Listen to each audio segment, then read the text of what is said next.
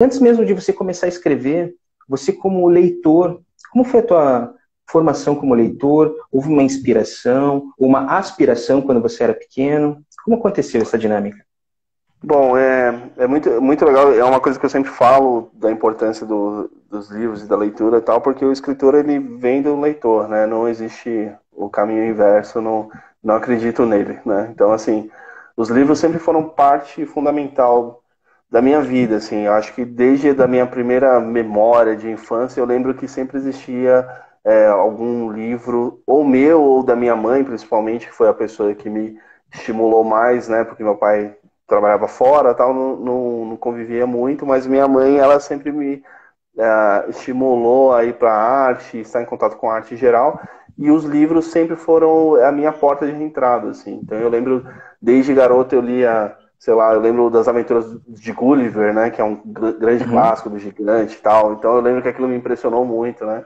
E foi legal, assim, porque isso continuou durante minha vida, mas na adolescência eu lembro que eu sou aqui, sou paulistano, sou de São Paulo, mas meu pai ele é um pastor, então ele ficava viajando para várias cidades, né? A gente morava um tempo lá, depois assim, instalava uma igreja, ia para outro lugar, e a Uhum. gente morou numa cidadezinha perto de Minas Gerais, que é mais perto de Juiz de Fora, perto do Rio ali, se chama Uhum. Leopoldina, e é uma cidade muito pequena e não tinha Ah, já passei absolutamente por nada. Leopoldina.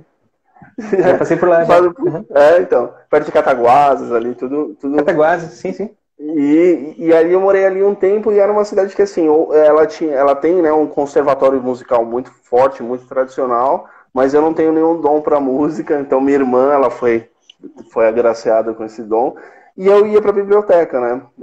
Passar as tardes lá, ainda não tinha, a internet estava engatinhando, essa coisa da rede social, Orkut e tal, mas lá ainda não tinha estrutura que chegava a internet, então, e eu ia para a biblioteca eu estava estudando para o vestibular, mas eu acabava lendo, né? Então eu fui tomando contato com os livros, né? Então eu comecei com uma literatura mais de entretenimento mesmo, uma Agatha Christie, aquela coisa, Uhum. né? Querendo decifrar os mistérios ali e tal, tal. E depois a própria bibliotecária, né? E isso falo com uma saudade, porque eu não sei se hoje em dia as pessoas têm o costume de ir à biblioteca e tal.